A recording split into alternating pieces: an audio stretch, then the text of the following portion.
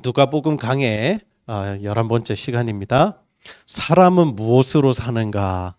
사람은 무엇으로 사는가라는 제목으로 하나님 말씀 오늘 나누겠습니다. 여러분, 배고픈 사람에게 빵을 권유하는 행동은 좋은 것입니까? 나쁜 것입니까? 먹을 것이 없어서 오랫동안 굶주린 아이에게 먹을 것을 제공하는 일은 좋은 일입니까? 나쁜 일입니까? 네, 좋은 일이에요? 정말 그렇습니까? 정답은 판단할 수 없다는 거예요. 왜냐하면 먹을 것을 제공하는 사람의 의도를 알 수 없기 때문입니다. 예를 들어 볼까요? 전쟁과 가뭄으로 오랫동안 기아에 시달리는 나라들이 있습니다. 아프리카의 남수단, 소말리아, 시리아, 예멘 등이 대표적인 나라들이죠. 이들 나라에는 굶주린 아이들에게 음식을 제공하는 두 부류의 단체가 있습니다. 한 단체는 전투원이 필요한 무장단체이고 또 다른 단체는 기아 퇴치 운동을 벌이고 있는 NGO 단체입니다. 이 두 단체 모두 먹을 것이 필요한 아이들에게 식량을 제공하고 있어요. 하지만 두 단체 모두 아무런 조건 없이 식량을 제공하는 것은 아닙니다. 무장단체는 아이들에게 식량을 제공하는 대신에 소년병으로 전투에 참가하도록 하고 있습니다. 유니세프에 따르면 전 세계 소년병의 수가 무려 25만 명에 달할 것이라고 추정하고 있어요. 반면에 국제 어린이 양육기구인 컴패션은 기아에 시달리는 국가와 어린이의 그 전인적 사회적 변화를 위해서 노력하고 있습니다. 학교를 짓고 아이들이 공부할 수 있도록 돕습니다. 먹을 것을 제공하는 조건으로 아이들은 학교에 다녀야 합니다. 아이들을 교육하는 일이 결국 사회의 변화와 기아 퇴치의 근본적인 해결이 될 것이라고 믿기 때문이죠. 자, 그러면 다시 한번 처음 질문으로 돌아가 보겠습니다. 기아에 시달리는 아이에게 먹을 것을 제공하는 것은 좋은 일입니까? 나쁜 일입니까? 이제 우리는 처음 이 질문을 받았을 때와 달리 빵을 주는 행위만으로 그것의 옳고 그름을 판단할 수 없게 되었어요. 왜 그렇습니까? 선악의 기준이 행위에 달려 있는 것이 아니라 의도에 달렸다는 것을 우리가 깨달았기 때문이에요. 여러분, 상대의 필요를 이해하는 마음을 우리는 공감이라고 말합니다. 하지만 상대의 필요를 이용하는 마음은 시험입니다. 이 두 가지를 분별하는 것이 매우 중요한 거예요. 같은 돈이어도 하나님이 주시는 물질은 복이지만 마귀가 주는 물질은 독입니다. 의도가 다르기 때문에 그렇습니다. 오늘 본문은 예수님께서 마귀에게 시험당하시는 내용이에요. 예수님은 지금 매우 굶주린 상태에 계십니다. 예수님의 정확한 상태가 2절 하반절에 기록되어 있죠. 누가복음 4장 2절의 하반절을 제가 읽어드리겠습니다. 이 모든 날에 아무것도 잡수시지 아니하니 날수가 다함에 줄이신지라. 무려 40일 동안 금식하셨다는 거예요. 아마 금식해 보신 분들은 아실 거예요. 저는 신학교 2학년 때 고난주간 동안 일주일을 온전히 금식한 적이 있거든요. 금식을 하면 나타나는 증상들이 있어요. 일단 학교의 수업이 귀에 들어오지 않습니다. 그리고 후각이 굉장히 예민해져요. 기숙사에 있으면 어느 방에서 치킨을 시켰는지 다 알 정도입니다. 인간의 본능적인 욕구가 얼마나 강한지를 우리가 금식하다 보면 깨닫게 되지 않습니까? 그런데 여러분, 40일 금식은 어떻겠어요? 40일 금식은요, 이건 차원이 다른 문제입니다. 인간의 이 인내의 한계를, 인내의 단계를 넘어서요, 그것은 생존의 경계에 있는 단계예요. 지금 예수님의 상태가 바로 그랬다는 겁니다. 그런 상태에서 2절을 보면 이 날수가 다했다라고 기록하죠. 그 뜻은 이제 40일간의 기간이 종료되었고 이제 일상으로 돌아와 음식을 잡수실 수 있게 되었다는 상태를 의미하죠. 그때 마귀가 예수님께 다가옵니다. 빵을 잡수시도록 권유해요. 지금 예수님께 가장 필요한 것은 마귀가 권유한 것이에요. 바로 빵입니다. 그것이 지금 예수님에게는 필요한 것입니다. 저의 고난주간 금식이 종료되던 부활절에 한 선배가 저한테 전복죽을 가져다 줬습니다.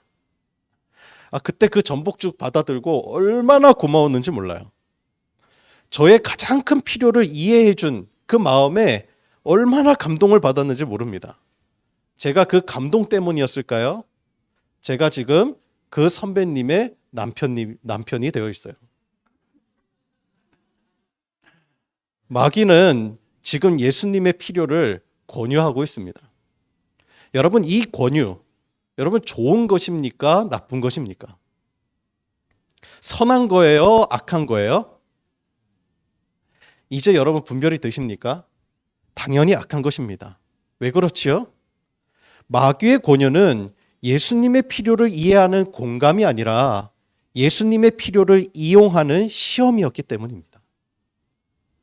자, 그렇다면 이제 우리가 살펴볼 것은 그 시험에 담긴 마귀의 의도는 무엇이었느냐 하는 거예요.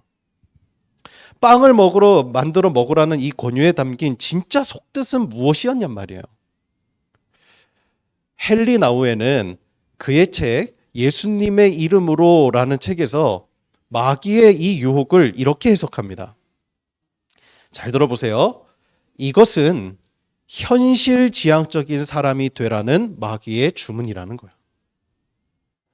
당장 눈에 보이는 필요를 따라 사는 존재가 되라 라고 하는 마귀의 뜻이 거기에 담겨져 있다는 거예요. 그 의도가 거기 있다는 것입니다. 이것은 근본적으로 하나님이 우리를 지으신 존재 목적을 잃어버리도록 하는데 그 의도가 있다는 것이죠. 여러분, 인간이 짐승과 다른 점이 무엇이죠? 인간은 본능으로만 살지 않는다는 것입니다. 인간에겐 윤리와 도덕이 본능에 앞서 있어요. 맹수가 다른 짐승을 사냥하는 것을 보신 적 있으실 겁니다. 뭐 동물의 왕국이나 이런 거 보면 나오죠? 거기에 보면 이 동물들은요, 잔인합니다. 윤리와 도덕이 없어요. 어미와 새끼를 가리지 않고 사냥합니다. 갓 태어난 새끼를 공격하기도 하고 새끼 앞에서 어미를 잡아먹기도 합니다. 알에서 먼저 태어난 뻐꾸기 새끼는 다른 알이 부화하기도 전에 둥지에서 이렇게 밀어서 던져버립니다. 떨어뜨립니다. 그게 바로 생존 본능인 것이죠. 가장 현실에 충실한 존재가 있다면요, 그것은 바로 짐승입니다. 짐승. 현실적으로 사는 존재. 하지만 인간은 그렇지 않죠. 본능이 윤리 안에서 통제되어집니다. 사람은 사람 역시도 본능이 있죠. 식욕, 수면욕, 성욕, 배변욕 이런 것이 다 있지요. 하지만 눈에 보인다고 남의 것을 훔쳐먹거나 아무 데서나 자거나 성폭력을 저지르거나 그리고 아무 곳에서 대소변을 보지 않습니다. 직업에도 윤리가 있죠. 법조인과 의료인들에게는 윤리 강령이라는 것이 있습니다. 변호사 윤리 강령 첫 번째가 이래요. 변호사는 기본적 인권의 옹호와 사회 정의의 실현을 사명으로 한다. 이 말은요, 수임비의 많고 적음이나 사사로운 이익보다 사회 정의를 위해 공정하게 집행하는 것이 법조인의 윤리라는 겁니다. 의료인도 마찬가지예요. 인종, 국가, 성별, 종교로 사람을 차별하지 않고 생명 살리는 것을 우선으로 한다. 그게 그들의 윤리 강령입니다. 이런 윤리는요, 이런 직종들만 있는 것이 아니라 우리 모두에게도 다 있습니다. 저마다 보이지 않는 윤리 강령들이 있어요. 장사를 하고 사업을 하고 직장을 다녀도 우리는 지켜야 할 윤리와 도덕이 있는 것이죠. 인간의 인간다움은 윤리와 도덕적인 삶에서 비롯되는 것입니다. 짐승과 다른 점이에요. 마찬가지로 성도는 성도가 지향해야 할 삶이 있습니다. 성도를 성도답게 하는 것이 있다는 것이죠. 지금 마귀는 성도들에게 현실적인 사람이 되라고 유혹하고 있어요. 삶의 목적을 현실에 두며 살라는 것입니다. 눈에 보이는 것을 따라서 목적을 삼아서 살라는 거예요. 예수님께서는 그런 마귀의 의도를 과감히 거부하십니다. 4절을 함께 보실까요? 4절의 말씀 우리 다 같이 한 목소리로 읽겠습니다. 시작. 예수께서 대답하시되 기록된 바 사람이 떡으로만 살 것이 아니라 하였느니라. 아멘. 자, 그렇다면 우리가 정말 중요한 질문이 남았습니다. 사람이 떡으로만 살 것이 아니라면 그러면 성도가 과연 지향해야 될 삶은 무엇이고 성도는 무엇의 목적을 두며 살아가야 하는 걸까? 바로 그것입니다. 성도를 성도답게 만드는 것이 도대체 무엇이냔 말이에요. 그에 대한 답이 예수님께서 오늘 말씀을 인용하신 신명기 말씀에 답이 나와 있어요. 자, 함께 찾아볼까요? 우리 신명기 8장 3절 말씀입니다. 우리 함께 한번 찾아보겠습니다. 신명기 8장 3절 말씀입니다. 네, 다 찾으셨습니까? 자, 우리 한 목소리로 한번 함께 봉독해 보도록 하겠습니다. 시작. 너를 낮추시며 너를 줄이게 하시며 또 너도 알지 못하며 내 조상들도 알지 못하던 만나를 내게 먹이신 것은 사람이 떡으로만 사는 것이 아니요 여호와의 입에서 나오는 모든 말씀으로 사는 줄을 내가 알게 하려 하심이라. 아멘. 여러분, 여기서 사람이 떡으로만 사는 것, 이것의 반대 개념이 무엇입니까? 바로 여호와의 입에서 나오는 모든 말씀으로 사는 것입니다. 그게 반대 개념이에요. 즉 믿음으로 사는 사람이라는 뜻이에요. 그러니까 지금 그러니까 현실의 필요보다 하나님의 말씀을 따르는 사람, 눈에 보이는 현실보다 하나님의 약속을 믿는 사람이 바로 성도의 삶이라는 겁니다. 성도를 성도답게 하는 것은 내 지금 육신의 필요만을 쫓고 사는 것이 성도가 아니라 성도의 삶을 성도답게 하는 것은 하나님의 말씀을 따라 내 삶의 방향을 정하는 삶이라는 거예요. 여러분, 방금 우리가 읽은 신명기에서 하나님께서 이스라엘 백성에게 광야에서 만나를 먹이신 이유를 설명하고 계신데 그 이유가 뭐라고 설명하고 있습니까? 사람이 떡으로만 사는 존재가 아니라 하나님의 말씀으로 산다는 것을 가르치시기 위함이라는 거예요. 여러분, 이것에 대한 훈련이 이 출애굽기 16장에 등장하거든요. 만나에 대한 규정이 기록이 돼요. 그 규정이 이렇습니다. 첫째, 매일 하나님께서 만나를 하늘에서 비같이 내려주시겠다는 약속이에요. 그래서 또한 그것을 매일 한 사람당 한 오멜씩, 오늘날로 말하면 이제 2리터 분량의 곡식단이 있거든요. 그걸로 한 올멜씩을 취하라고 하나님께서 명령하세요. 성경은 그 양이 부족하지가 않고 넉넉했기 때문에 사람들이 먹는 데에 부족함이 없었다라고 기록합니다. 그리고 또한 안식일에는 만나를 내리지 않는 대신에 전날에 미리 2배를 주신다고 했어요. 2오멜씩을 주셔서 안식일을 온전히 보내라고 하나님 명령하십니다. 이것은 하나님께서 아무것도 없는 광야라 할지라도 매일의 필요를 책임져 주시겠다고 하는 하나님의 약속이에요. 그렇다면 여러분, 이 약속을 믿는 사람은 어떻게 행동하겠습니까? 눈앞에 많은 양식이 지금 펼쳐져 있어도 오늘 주신 은혜에 감사하며 말씀하신 양만큼만 거두어 드릴 거예요. 그렇지 않겠습니까? 왜? 내일 또 주실 거니까. 오늘 주신 약속을 믿는 거예요. 하지만 반대로 약속을 믿지 못하는 사람은 어떻겠어요? 혹시나 내일 만나가 안 내리면 어쩌지? 이런 걱정이 드는 거죠. 그러니까 마음에 불안이 있는 거예요. 그러니까 내일 만나를 안 주실까 봐 주신 식량의 일부를 일부러 이렇게 살짝 빼놓으면서 보관합니다. 그래서 출애굽기 16장 19절에서 20절에 보면 모세가 불같이 화내는 내용이 나와요. 그 내용이 이렇습니다. 모세가 그들에게 이르기를 아무든지 아침까지 그것을 남겨두지 말라 하였으나 그들이 모세에게 순종하지 아니하고 덜어는 아침까지 두었더니 벌레가 생기고 냄새가 난지라 모세가 그들에게 노하니라. 이렇게 나옵니다. 하나님의 약속을 믿지 못하는 사람은 내일이면 곰팡이 필 만나에 집착하는 거예요. 그러니 오늘 주신 은혜를 풍성히 누리지도 못하고 걱정과 염려로 그 밤을 보내는 것입니다.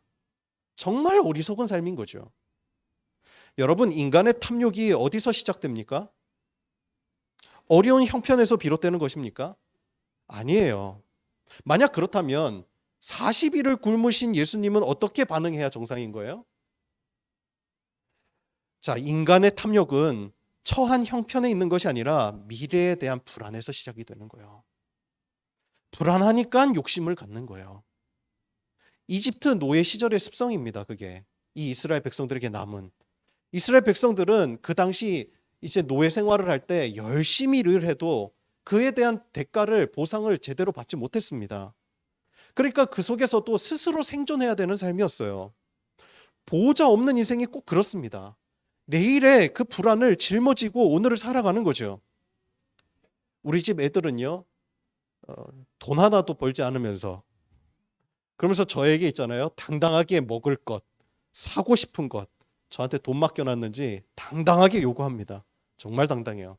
내일에 대한 걱정이 하나도 없습니다. 그것이 바로 보호자가 있는 아이들의 모습이죠. 하나님은 이스라엘 백성에게 만나의 훈련을 통해서 말씀하고 싶으신 것이 있어요. 그것이 무엇죠? 이제 너희들 이스라엘의 이집트의 그 습성을 버리라는 거예요. 이집트의 노예 근성, 이제는 너희들이 보호자 없는 인생이 아니라는 거예요. 내가 너희들과 함께 있다는 거예요. 너희들이 이제 섬기는 것은 저 이집트의 바로가 아니에요. 바로가 너희들의 삶을 책임져 줬냐는 거예요. 그들에게 내려진 것은 오직 폭력이었어요. 착취였어요. 그러나 하나님께서는 이제 너희들의 삶을 책임져 주겠다고 말씀하세요. 그러니 지금 너희들이 출애굽이 되었기 때문에 이전의 삶을, 이전의 습성을, 이전의 습관을 다 버리라고 말씀하시는 거예요. 노예 근성 가지고 살지 말라는 거예요. 그게 바로 하나님께서 주시는 메시지였어요. 이제 너희의 삶을 돌보시고 책임지는 하나님이 있다는 것을 좀 믿으라는 겁니다. 믿으라고. 여러분, 만나만 보는 사람은요, 하나님의 약속을 보지 못합니다. 하나님이 함께 계심을 믿지 못하는 거예요. 우리 눈앞에 펼쳐진 광야는 현실과 약속 사이에 서 있는 우리 그리스도인들의 훈련 장소입니다. 여러분, 배고픈 것은 현실이에요. 당연합니다. 맞아요. 필요합니다. 사람이 먹을 것이 없으면 못 삽니다. 우리의 삶을 지탱하는 필수 요소가 있지요. 먹을 것이 그래요. 살아가려면 돈도 필요합니다. 어느 개척교회 목사님 이야기예요. 교인이 없다 보니까 교회 운영이 사실상 어려운 것이 현실이죠. 한 번은 교회 운영과 가정생활을 위해서 일을 열심히 병행했는데 월세가 항상 부족해서 너무 막막했다는 겁니다. 그래서 이 목사님이 그 결혼 예물, 그 다음에 아이들 돌 때 받은 그 금반지 이런 것들 다 팔아서 이제 월세를 메꾸기도 하고 또 대출을 받아서 한번 막아보기도 했는데 이제는 더 이상 그럴 수 없는 상황에 놓인 거예요. 그래서 하나님 앞에 기도했답니다. 하나님, 지금 월세가 한 50만 원 정도 부족한데 하나님, 이거 주시지 않으면 저 목회 내려놓아야 합니다. 이번 달 월세만이라도 좀 허락해 주소서. 그런데 며칠 뒤에 기적처럼 누군가가 후원금을 보냈어요. 그 돈이 얼마였을까요? 딱 부족분의 그 50만 원이었습니다. 그러면 여러분 감사해요, 안 감사해요? 감사한 거죠. 기적 아닙니까? 그야말로 기도했는데 하나님께서 채워주신 거예요. 그럼 얼마나 감사한 거예요. 그런데 이게 사람이 간사한지라 이 목사님 마음에 감사한 마음보다는 야속한 마음이 들더래요. 이왕 주실 거면 몇 달치 좀 더 주시지. 그럼 염려 안 하고 살 거 아닌가. 어떻게 매번 주셔도 이렇게 어떻게 급한 숨 잠깐 돌린 만큼 그만큼만 하나님이 딱 주시는가. 그런 생각이 그 마음에 들었다는 거죠. 얼마나 힘들었으면 그러셨겠어요. 그런데 사모님께서 목사님의 그런 마음을 표정에서 읽으신 거예요. 그러면서 그 사모님께서 목사님에게 이렇게 말씀하셨답니다. 목사님, 저는 하나님께서 우리를 돌보고 계시다는 증거가 돈 50만 원보다 훨씬 더 귀합니다. 돈이 많아서 그 증거에 무뎌지기보다 매달 긴장되고 조마조마하여도 매 순간 하나님 앞에서 나의 믿음을 점검하는 것이 훨씬 더 복된 것이 아닐까요? 그런 고백을 그 사모님이 하셨다는 거예요. 여러분, 목회자도 현실의 문제를 피할 수가 없습니다. 이 땅에 사는 한 수도원에서 살아도 먹을 쌀이 필요한 것이 현실이거든요. 우리는 현실을 초월한 존재가 아니에요. 이 땅에 발을 딛고 살아가는 사람이기 때문에 그렇습니다. 먹어야 삽니다. 그리고 배고픔을 달랜다고 그것이 죄가 되겠습니까? 그것이 불신앙이라고도 말할 수는 없습니다. 그러나 우리가 잊지 말아야 할 것은 그리스도인은 현실에 발을 딛고 살지만 우리의 삶의 모든 방식을 하나님의 뜻대로 맞추어 살기로 결단한 사람들이라는 사실이에요. 그래서 우리는 이 땅의 현실을 지금 살아가고 있지만 현실의 필요가 삶의 목적이 되진 않습니다. 돈이 필요하지만 그 돈을 목적으로 사는 사람이 아니라는 거예요.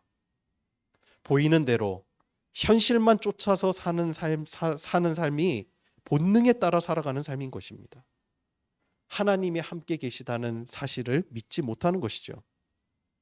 예수님께서 전도 여행을 떠나는 제자들에게 부탁하신 것이 있습니다. 옷 2벌의 옷을 가지지 말고 전대에 많은 돈을 가지고 가지지 말라고 주님 말씀하세요. 예수님께서 우리의 필요를 모르셔서 하신 말씀일까요? 아니죠. 그것은 달리 생각하면요, 주님이 모든 것을 책임지시겠다는 확실한 보증인 거예요. 이제 너희는 너희에게 맡겨진 사명에 집중하라는 거예요. 그것이 내가 부른 너희들의 목적이라는 겁니다. 사도 바울은 반대로요, 일하면서 사명을 감당했어요. 사역비를 고린도 교회에 요구할 수 있었습니다. 그런데 그렇게 하지 않았어요. 왜 그렇습니까? 당시에 돈을 밝히는 거짓 교사들이 너무 난무하다 보니까 혹여 이 사례비가 이제 막 개척된 이 고린도 교회의 시험거리가 될까 봐 자기의 권리를 미리 포기한 겁니다. 이것은 오로지 복음의 순종성을 지키기 위한 결단이었어요.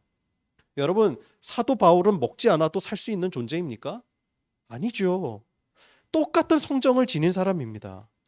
하지만 그에게 물질은요, 하나님의 사명을 감당하는 도구이지 그에게 그것이 목적이 아니었기 때문에 물질로 인한 시험에 들지 않을 수 있었던 거예요. 여러분, 필요와 목적은 다른 것입니다. 그렇다면 여러분의 목적은 무엇입니까? 무엇을 위해서 살아가고 계십니까? 물질을 어디에 사용하고 계시고 하나님께 여러분이 물질을 구하는 이유가 무엇입니까? 구약의 선지자 예레미야는 남유다를 향한 하나님의 심판과 멸망을 예언했습니다. 그렇다면 도대체 남유다가 심판받을 이유가 무엇이었습니까? 그 내용이 예레미야서 5장 1절에 기록이 되거든요. 제가 그 말씀을 읽어드리겠습니다. 잘 들어보세요. 너희는 예루살렘 거리로 빨리 다니며 그 넓은 거리에서 찾아보고 알라. 너희가 만일 정의를 행하며 진리를 구하는 자를 한 사람이라도 찾으면 내가 이 성읍을 용서하리라. 하나님 이렇게 말씀하십니다. 여러분, 남유다가 하나님과 맺은 언약을 헌신짝처럼 버렸습니다. 하나님의 말씀을 버렸어요. 북이스라엘이 멸망하는 것을 보고도 회개하지 않았습니다. 그들의 마음이 얼마나 완악한지 하나님께서는요, 정의를 행하며 진리를 구하는 자를 한 사람이라도 찾으면 내가 이 성읍을 용서하리라고 그렇게 말씀하셨어요. 여러분, 이거 되게 두려운 말씀 아닙니까? 지금 남유다의 영적 상태가 어떻다는 거죠? 소돔과 고모라도 의인 10명이 용서의 조건 아니었습니까? 그런데 하나님의 언약 백성이라고 하는 유다는 단 한 명이 용서의 조건이었다는 거예요. 그런데 문제는 그 한 명마저도 없었다는 거예요. 하나님의 말씀을 따라 사는 사람이 한 명도 없었다는 거예요. 그렇게 그들의 하나님의 말씀이 그들 안에서 사라지니까 어떤 현상이 일어났습니까? 예레미야서 5장 26절에서 29절에 보면 이런 말씀이 나와요. 제가 새 번역본으로 제가 읽어드릴게요. 잘 한번 들어보세요. 좀 깁니다. 나의 백성 가운데는 흉악한 사람들이 있어서 마치 새 잡는 사냥꾼처럼 허리를 굽히고 숨어서 엎드리고 수많은 곳에 덫을 놓아 사람을 잡는다. 조롱의 새를 가득히 잡아 넣듯이 그들은 남을 속여서 빼앗은 재물로 자기들의 집을 가득 채워 놓았다. 그렇게 해서 그들은 세도를 부리고 벼락부자가 되었다. 그들은 피둥피둥 살이 찌고 살에서 윤기가 돈다. 악한 짓은 어느 것 하나 못하는 것이 없고 자기들의 이속만 채운다. 고아의 억울한 사정을 올바르게 재판하지도 않고 가난한 사람들의 권리를 지켜주는 공정한 판결도 하지 않는다. 이런 일들을 내가 처벌하지 않을 수 있겠느냐? 나 주의 말이다. 이러한 백성에게 내가 보복하지 않을 수 있겠느냐? 하나님 이렇게 질문하십니다. 여러분, 이것이 하나님의 말씀을 잃어버린 사회의 모습이라는 거예요. 하나님과의 언약이 사라져 버리니까 남는 것이 뭡니까? 육신의 정욕만 남은 거예요. 눈앞에 보이는 빵만을 목적으로 삼으며 살아가는 결과예요. 하나님께서 고아의 송사를 억울하지 않게 하라고 하셨었습니다. 이것은 고아의 편의를 봐주라는 말씀이 아니에요. 힘의 논리에 따라 재판을 하지 말고 언제나 공정하라는 하나님의 명령이었어요. 그런데 하나님의 말씀이 사라지니까 재판관의 판결 기준이 누가 더 나에게 많은 빵을 가져다 주었는가, 그것으로 바뀌어버렸다는 거예요. 철저하게 육신이 되었다는 거예요. 육신의 정욕만 남은 겁니다. 빵이 하나님의 말씀보다, 정의의 가치보다 앞선 세상이 되어버렸다는 거예요. 그로 인해서 그들의 살은 윤기가 나고 살은 피둥피둥 살이 쪘습니다. 벼락부자가 되었습니다. 그들의 삶은 평화로웠습니다. 너무 풍요로웠어요. 그런데 여러분, 기억하세요. 그들을 기다리고 있었던 것은 결국은 심판이었다는 것입니다. 인간다움을 상실한 모습은, 사람의 모습은 어느 짐승보다 더 잔인하기도 합니다. 짐승은 배가 부르면 사냥을 멈추지요. 그런데 인간은 멈추지 않습니다. 현실을 목적으로 삼으면 만족함이 없기 때문에 그래요. 결국 현실만을 목적으로 삼은 사람은 탐욕으로 그 인생이 귀결될 수밖에 없습니다. 그렇다면 여러분, 오늘 우리 앞에는 두 가지 선택이 있습니다. 바로 3절을 선택할 것인가, 4절을 선택할 것인가 하는 거예요. 3절과 4절은 세속의 세계관과 하나님 나라의 세계관을 각각 보여주고 있는 거예요. 이것이 끊임없이 충돌하는 것이 우리의 일상인 것입니다. 여러분 잘 기억하세요. 마귀는 절대 은밀한 죄로만 우리를 유혹하지 않습니다. 현실적인 인간이 되도록 유혹합니다. 마귀는 우리가 은밀한 죄를 짓지 않고도 믿음을 잃게 만드는 방법을 너무나도 잘 알고 있는 거예요. 여러분 오늘 예수님을 보세요. 40일을 굶었습니다. 돌을 떡으로 만들어 먹어도 아무런 죄가 되지 않습니다. 오히려 충분히 그 상황이 납득이 되고 마귀의 이런 제안은 지극히 정상적인 제안입니다. 그래서 우리는 알아야 되는 거예요. 마귀의 유혹은 오히려 정상적이고 이해받을 수 있는 상황에서 벌어진다는 거예요. 때로는 죄의 영역이 아닌 곳에서 우리를 넘어지도록 만들 수 있다는 겁니다. 목회자도 마찬가지죠. 때로는 믿음의 도전보다 산술적인 계산이 앞설 때가 많습니다. 최근 코로나 거치면서 교회 재정이 빠듯해졌어요. 그러다 보니까 이 산술적 계산이 선교 후원을 늘리냐 마느냐, 어려움을 당한 목회자나 지역사회에 도움을 주어야 하느냐 마느냐를 결정하는 열쇠가 될 때가 있어요. 믿음이 없는 거죠. 주님의 뜻보다 필요에 따른 일들에 더 관심이 갈 때도 많습니다. 하지만 우리가 매주 봉헌 기도를 드리면서 하나님 앞에 그렇게 기도하지 않습니까? 하나님, 우리가 하나님의 뜻을 잘 분별하여 뜻하신 곳에 재정이 사용되는 교회가 되게 해 주소서. 우리가 매주마다 기도하고 간구하는 이유입니다.